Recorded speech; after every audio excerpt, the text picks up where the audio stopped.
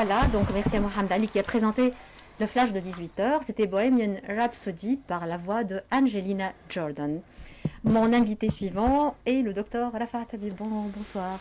Bonsoir à vous, bonsoir à toutes les auditrices et les auditeurs de RTCI. Toujours heureux d'être en face de vous dans ce studio. C'est réciproque, c'est toujours un grand plaisir de vous recevoir, Rafat Habib. Je rappelle que vous êtes anthropologue, architecte, chercheur, membre de l'Observatoire des transformations dans le monde arabe, spécialiste des villes libyennes, spécialiste des groupes extrémistes et géopoliticien, n'est-ce pas ? Oui, ça c'est la dernière spécialité dans laquelle je me suis retrouvé. Voilà. De la manière, ce sont des disciplines qui sont très liées les unes aux autres et généralement ça permet de fournir une boîte à outils conceptuelle pour pouvoir comprendre des problématiques très... Décoder ce qui se passe justement. Exactement. Sur le terrain, dans la rue, dans les rues. Il s'agit de guerre de rue, il s'agit de guerre clanique, il s'agit de division, il s'agit d'union, etc. Et d'être aussi dans la prospective et d'être dans le non-dit. Voilà. On va parler. On aura deux volets dans notre interview à la Fartabi. D'accord. Un volet qui portera sur la donne tunisienne, ce qui se passe en Tunisie, et un volet qui portera sur ce qui se passe en Afghanistan. Et je vais expliquer tout à l'heure pourquoi.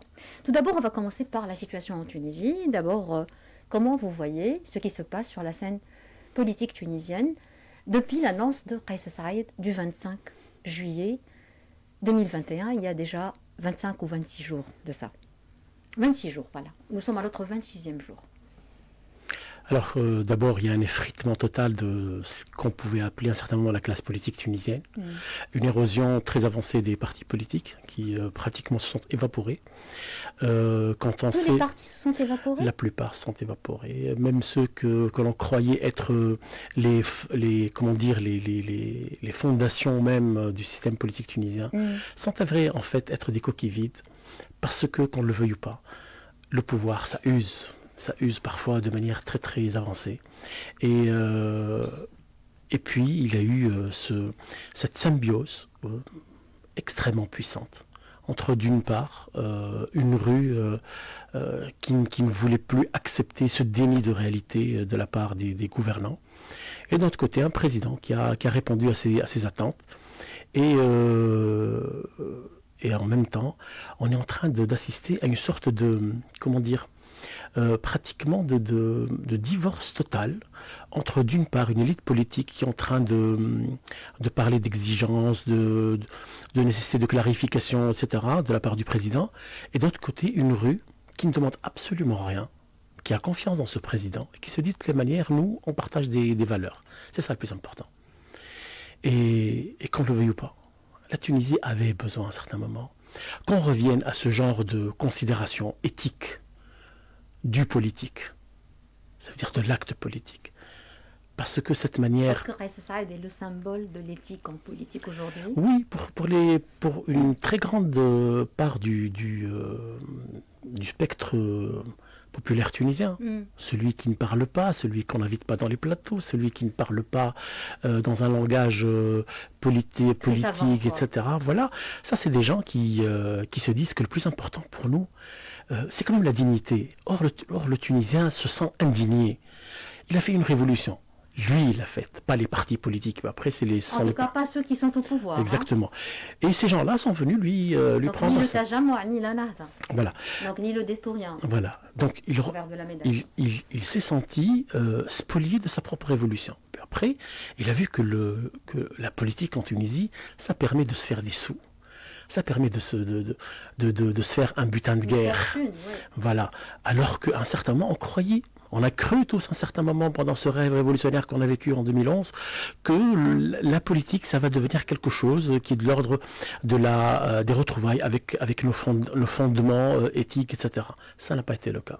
Et en plus, le pays est passé par une phase et un processus de paupérisation qui a atteint quand même les classes sociales moyennes, celles qui sont, et qu'on le veuille ou pas, celles qui sont la trame du pays.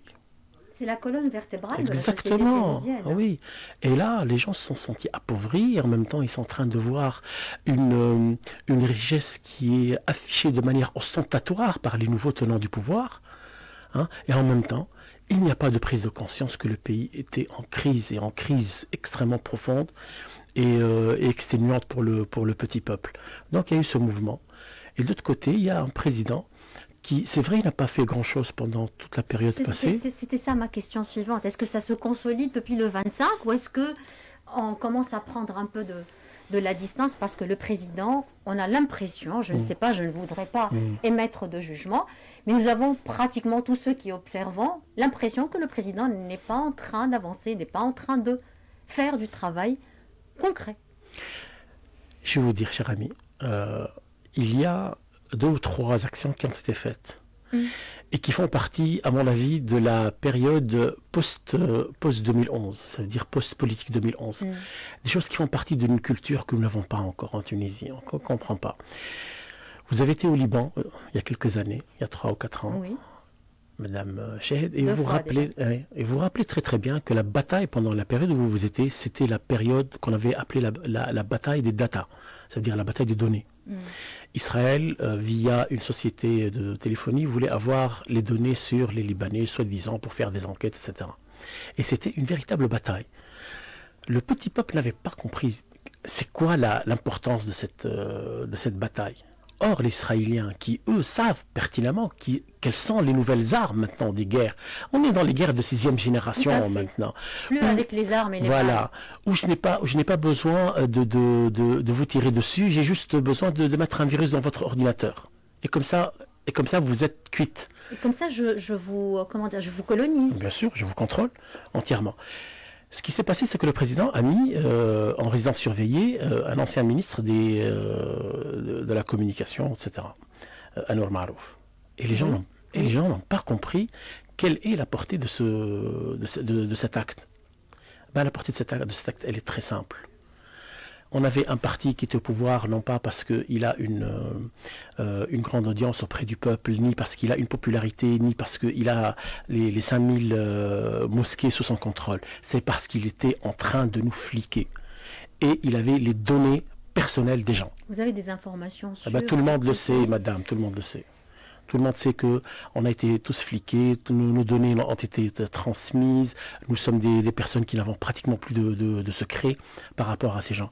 Et regardez, madame, les islamistes, lorsqu'ils sont partis au pouvoir, ils sont arrivés au pouvoir, ils n'ont pas essayé d'infiltrer certains ministères qui sont très très importants, ou qui nous paraissaient, avec notre ancienne culture, importants. Dans la manière classique de penser, au fait. Oui.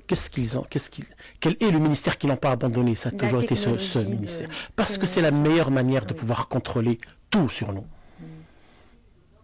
Et donc, lorsque le président a pris cette initiative, je pense que les islamistes ont compris que cette guerre, ce n'est plus une guerre justement de positionnement, etc. Ils vont faire une guerre avec quelqu'un qui a compris quelles sont les armes avec lesquelles maintenant il faut se battre. Je peux vous poser la question. Oui. Comment est-ce que le président Kais Saïed a pris cela? Ce n'est pas sa spécialité. Est-ce qu'il est vous trouvez qu'il est très bien conseillé aujourd'hui? Je vais vous dire, tout le problème, madame, c'est ce que je suis en train de vous expliquer maintenant, c'est que cette classe politique, elle est totalement maintenant, totalement dépassée. Parce qu'elle n'a pas la boîte à outils de la politique nouvelle. Et je vais être franc avec vous.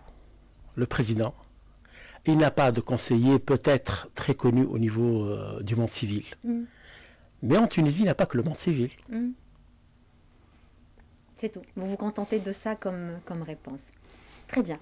Quelles sont vos prévisions par rapport à l'avenir du parti qui a été imminent durant toutes ces dernières années? Je parle du parti Nahda, qui représente entre guillemets ce que les Américains ont inventé et ont appelé l'islam politique. C'est une notion que je n'accepte pas personnellement, mais elle est là de fait. Quel est le sort, l'avenir de ce parti, selon vous, à votre avis, Rafah Habib, maintenant, après l'acte de Saïd du 25 juillet? Lorsqu'il y a eu les élections en Palestine, et que le Hamas, en 2006, a gagné ces élections, il y a un think tank américain qui s'est dit, vous connaissez les Américains, qu'est-ce qu'ils disent lorsqu'ils font du business avec vous? Can you deliver? Can you deliver? Donc ils s'en fichent de qui est devant eux. L'essentiel, c'est que leurs intérêts sont C'est le pragmatisme bien américain sûr. qui fait partie de leur philosophie, de leur manière d'être, et je dirais même de leur ontologie en tant que nation. Lorsqu'ils ont vu que le Hamas a gagné les élections, Rand Corporation, qui était un think tank très écouté à Washington, a dit voilà, qu'est-ce qu'il faut faire maintenant? Il faut associer les islamistes au pouvoir et surtout, regardez la phrase, qu'est-ce qu'elle est importante, et à la production de la richesse. Ça veut dire qu'il faut les intégrer aussi dans le domaine économique. Et bien sûr, après, il y a eu tant d'écrits, etc., afin que ces islamistes soient incorporés dans le pouvoir. 2009. Obama va à l'université du Caire et il fait son fameux... Je n'oublierai jamais ce discours. Oui. Il fait trop peur d'ailleurs. Oui. Il fait son discours, il s'adresse presque à un pays colonisé en disant « We want democracy now ». Là, maintenant, ici et maintenant. Presque de manière, comment dire, à la romaine. Tout à fait. Voilà, je suis venu, j'ai vu, j'ai vaincu. Et quelques mois après, c'est le commencement du printemps arabe. Et le printemps arabe était fomenté dans certains pays. En Tunisie, c'est un peu différent, je vais revenir après. Était fomenté sur la base d'une idée, comme quoi, si on fait des élections, les islamistes ont promis aux Américains et aux Occidentaux de parvenir à 80% des voix. Premières élections, les islamistes, non seulement en Tunisie, mais aussi en Égypte, ne dépassent pas la barre des 25%. Là, ça fait réfléchir les Américains. Ça a déjà commencé en ces temps-là. Bien sûr, il y a eu d'autres think tanks qui ont écrit, qui se sont dit c'est pas vrai. En fait, ce qui s'est passé, il n'y a pas eu de renversement de la machine économique. En fait, ce que les islamistes ont fait, ils ont régénéré. Ils ont hérité. Voilà. Ils ont régénéré l'ancien système économique, qui est un système économique qui fera de sorte à long terme que ces pays-là vont connaître une sorte d'effondrement. Ça, c'est très très important pour les Américains, parce que regardez, ce que veulent les Américains, dans certains pays qui sont stratégiques pour eux, pas en tant que zone à conquérir, mais comme ce qu'on appelle des fronts, c'est qu'il y ait une stabilisation, quel qu'en soit le prix. La Tunisie est sur ces fronts-là. Pourquoi? Parce qu'ils savent très très bien. Et l'exemple libyen est toujours devant eux. Dès qu'il y a un effondrement de l'État, qu'est-ce qui se passe? Cet État-là devient une sorte de couloir. C'est le désordre total. Et dans ce couloir, vous ne savez pas qui arrive. Maintenant, les Russes... Effectivement, les Russes, les Chinois... Maintenant, les Russes sont devenus un acteur de premier ordre en Libye, alors que même à travers les Chinois ou directement? Non, directement. Aujourd'hui, la ministre Mangouche a demandé aux Russes de participer de manière beaucoup plus active. Ça veut dire quoi, beaucoup plus active? Ça veut dire qu'ils vont armer pour l'unification de l'armée, du secteur de la sécurité et surtout de l'évacuation des mercenaires. Ouais. Donc vous imaginez... Ils seront évacués vers où? Vers la Turquie? On va...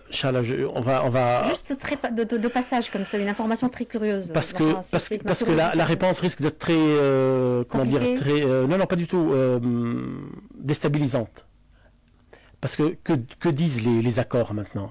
Ils disent on va évacuer les mercenaires. Mais ils ne disent pas on va les ramener d'où ils sont venus. Parce qu'il y a une nuance. Parce que si vous me dites je vais les évacuer, vous allez me dire dommage, parmi les 20 000 mercenaires qu'il y a en Libye, il y a 3 000 Tunisiens. Oui. Qu'est-ce qu'on va faire? Est-ce qu'on les ramène d'où ils étaient venus, donc de la Turquie, ou est-ce qu'on les rapatrie en Tunisie? D'accord, j'ai compris. Revenons donc à cette idée de stabilisation, de stabilité par rapport à ce qui se passe actuellement en Tunisie. Nous avons tous observé, nous le voyons, il y a une intrusion, il y a de l'ingérence internationale de part et d'autre, mais surtout américaine, très apparente, avec 2 visites au palais de Carthage, avec une communication téléphonique il y a 2 dimanches en arrière, qui a duré 1h30, avec une visite d'une délégation quand même assez lourde il y a quelques jours. Pas si lourde. Assez importante quand même. Il y avait 4 ou 5 D'accord, il n'y avait pas le secrétaire d'État quand même. Il n'y avait pas un secrétaire d'État, il y avait un assistant au secrétaire d'État. Il y a un rond de cuir de l'administration américaine une lettre dont on ne connaît pas encore le contenu. Je vais être encore plus clair pour cette...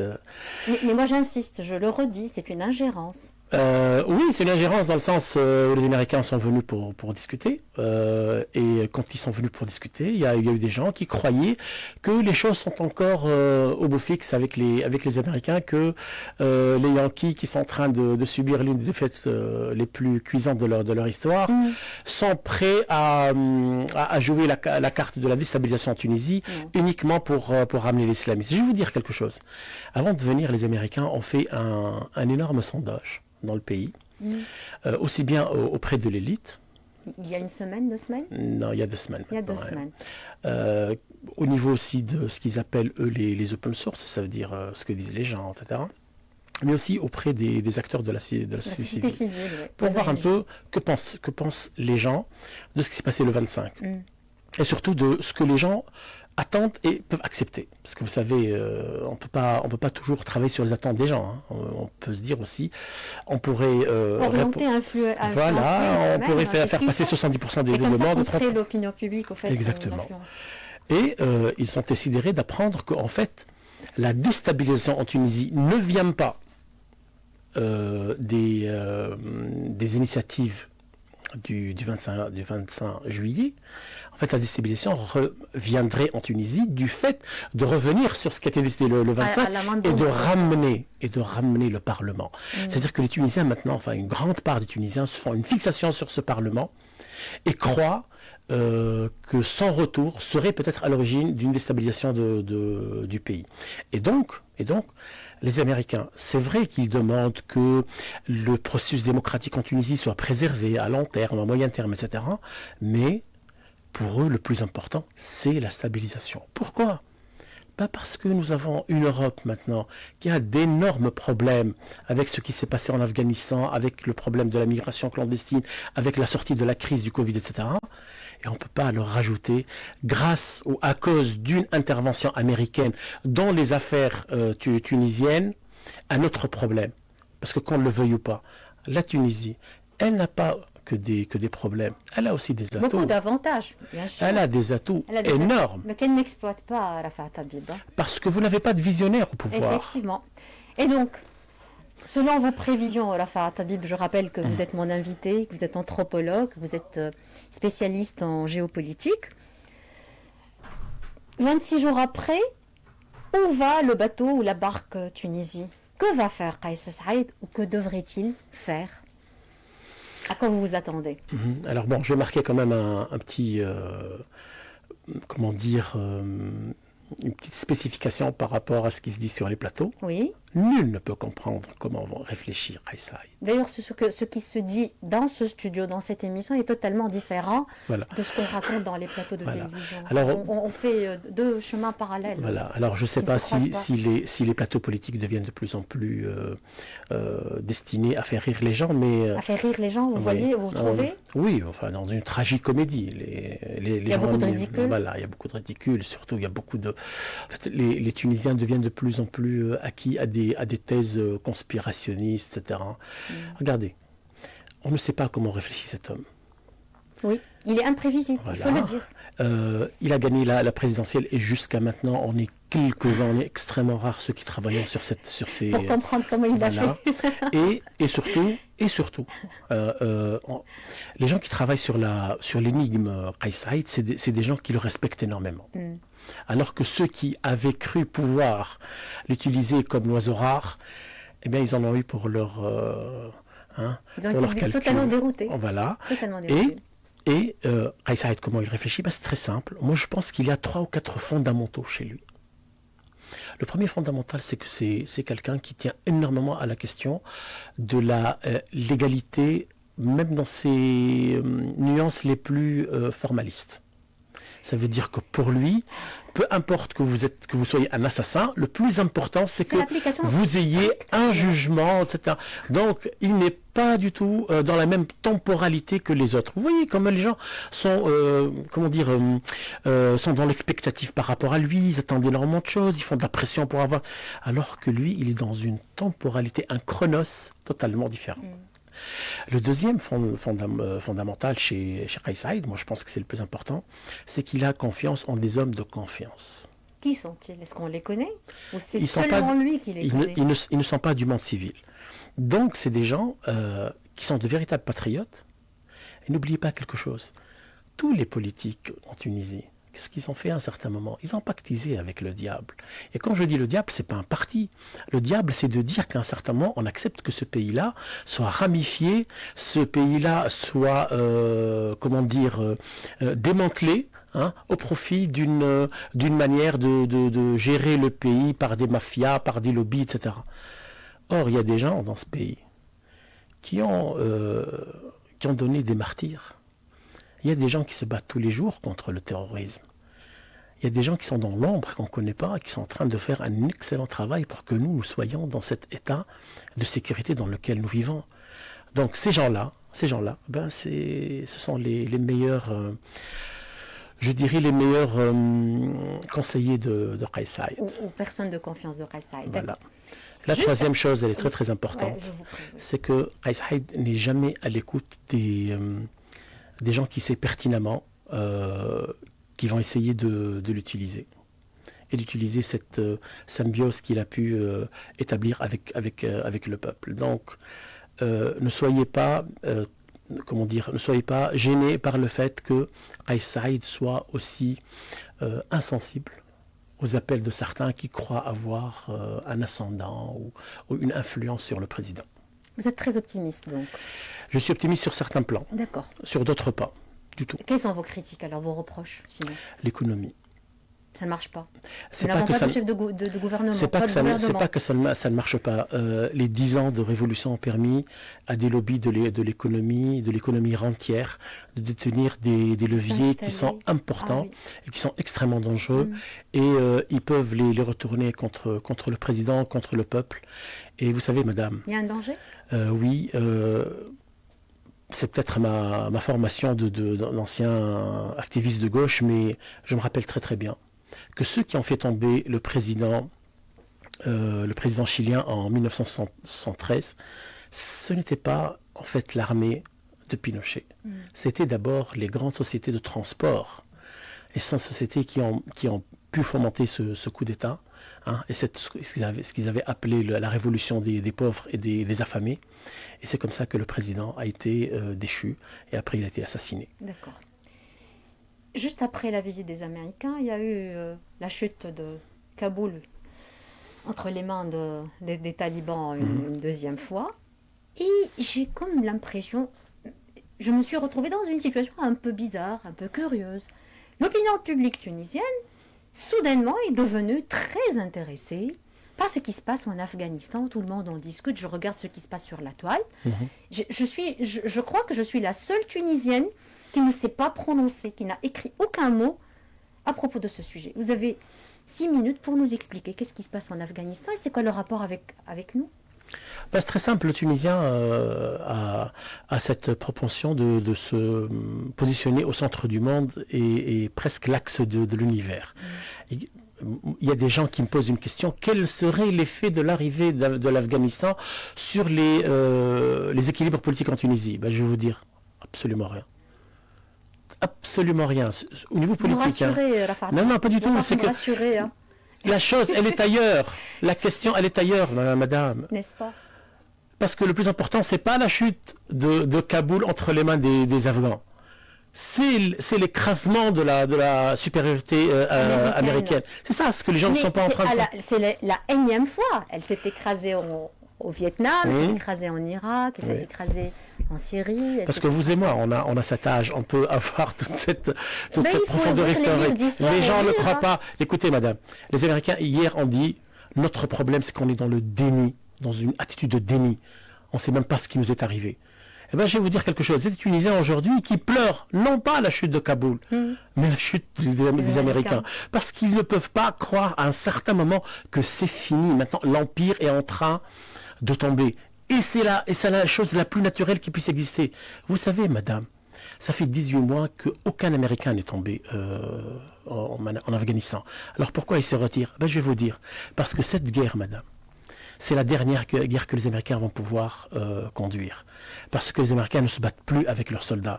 Ils se battent avec des mercenaires, avec ce qu'ils appellent les entrepreneurs civils de sécurité. C'est ce qu'ils ont fait en Syrie. Exactement. C'est ce qu'ils ont fait en Libye. Exactement. Et là, ces entrepreneurs ont fait payer aux Américains $1 trillion depuis 20 ans. Oui. Et donc l'Amérique ne peut plus tenir le coup parce qu'elle ne se bat plus avec une pensée stratégique, avec un engagement national et surtout avec des soldats. Alors que tous les autres peuples maintenant sont en train de développer une véritable stratégie de guerre à long terme. Et puis, soyons clairs, il n'y a presque plus d'armée maintenant au monde, une armée classique qui peut gagner une guerre asymétrique. C'est fini maintenant. David va toujours terrasser Goliath. Et la seule armée à avoir compris ça, depuis 2013-2014, c'est l'armée russe. Et c'est pour ça qu'elle a transformé les unités qu'elle avait en ce qu'on appelle les Spetsnaz. Et les Spetsnaz sont des gens qui peuvent faire de la guerre anti-guérilla. De la guerre classique comme de la guerre de rue, la guerre de... C'est une anti-guérilla qu'ils ont développée. Et c'est grâce à ça que maintenant les Russes sont en train de montrer au monde qu'ils sont en train de gagner cette guerre contre les insurgés qui sont venus de 90 pays. Alors que les Américains sont en train de donner au monde la preuve qu'ils sont incapables de gagner une guerre d'abord et surtout de remporter des batailles contre la guérilla. D'avancer, de changer leur façon de voir, leur façon de faire, n'est-ce pas? Oui. Quel est le sort de l'Afghanistan aujourd'hui? Je vais vous dire, moi contrairement aux gens qui ont commencé à nous faire leur crise de pleurnicharde sur l'Afghanistan, moi je me dis que maintenant les Afghans vont apprendre à se battre contre les talibans et que je suis pas d'accord parce que les gens doivent être dans chaque pays doivent être les seuls à pouvoir libérer leur sort. Bien sûr, ils doivent apprendre à se battre. Et je vais vous dire quelque chose. En 1995, lorsque les talibans sont entrés à Kaboul, pratiquement la moitié de la planète les soutenait parce que l'islam politique avait le vent en poupe. Aujourd'hui, les choses ont changé. Et surtout, cette fois, les meilleurs alliés des talibans, qui sont-ils? Les Pakistanais et les Chinois. Et soyez certaines, ils ne vont pas les laisser aller jusqu'au bout de leur folie. D'accord, espérons-le. Ok. En une minute, pour revenir en Tunisie, qu'est-ce que nous devons faire? Quelle est la priorité aujourd'hui? Nous devons nous organiser. Non. Laissons le président faire, réaliser son rêve à lui et pas la peine de le déranger. Mais nous, en tant que peuple, on doit maintenant se prendre en main. Arrêtons de laisser les margoulins faire le travail à notre place et à chaque fois nous diviser sur des thématiques qui n'ont plus aucun sens, islamistes, modernistes, etc. Parce qu'on s'est rendu compte qu'après les élections, ces islamistes et ces modernistes qui se sont battus pendant la campagne électorale font alliance après. Alors essayons maintenant de fonder Nous avons l'exemple de 2014. Voilà, 2019, pire. Oui, avec Paltoul aussi. Bien sûr. C'est vrai. Maintenant, faisons de sorte à construire un grand mouvement national patriotique et en même temps qui soit très ouvert à pratiquement toutes les tendances. Pas les tendances, à toutes les capacités dans ce pays, parce que de quoi on a besoin dans ce pays finalement? On a besoin de créativité, on a besoin d'être un peuple qui puisse répondre à des problématiques qui sont devenues vitales pour nous. Je suis sidéré, madame, quand j'écoute certains experts qui viennent nous raconter toujours la même chose, que pour nous en sortir, on doit tendre la main et faire la manche aux Occidentaux. Non, madame, j'y crois pas. Moi, ce que je sais, c'est qu'en 2011, lorsqu'on a vécu pendant la Révolution, il y a eu 15 millions de personnes en Tunisie, avec les 2 millions de Libyens qui sont venus, 1 million de personnes qui étaient déplacées de Libye, avec les Tunisiens qui sont revenus de l'étranger, etc. On était 15 millions, il y avait les Algériens aussi qui sont venus. On avait 15 millions de personnes et on a pu les faire manger, on n'a eu aucun problème. Pourquoi aujourd'hui on nous dit il faut absolument aller trouver l'aumône, en fait, voilà, non, il n'en est pas question. Davantage. Trouver des solutions. Et on peut trouver des solutions. J'espère qu'on aura la bonne équipe justement pour bien gérer ce pays. Merci infiniment. Je vous en prie. Rafar Tabib, c'est toujours un plaisir de vous recevoir, de vous écouter. Merci. Dans un petit moment, j'aurai le plaisir aussi de recevoir notre collègue Philippe Hajbotrous, qui est rédacteur en chef du journal libanais L'Orient le jour, parce qu'on va parler aussi de ce qui se passe au Liban. Dans 2 minutes. ارضى علينا يا لميمة رانا مرضانين ونستنى وفي العفو يجينا من 76 ونستنى وفي العفو يجينا من 76 ارضى علينا يا لميمة رانا مرضانين ونستنى وفي العفو يجينا من 76 ونستنى وفي العفو يجينا من 76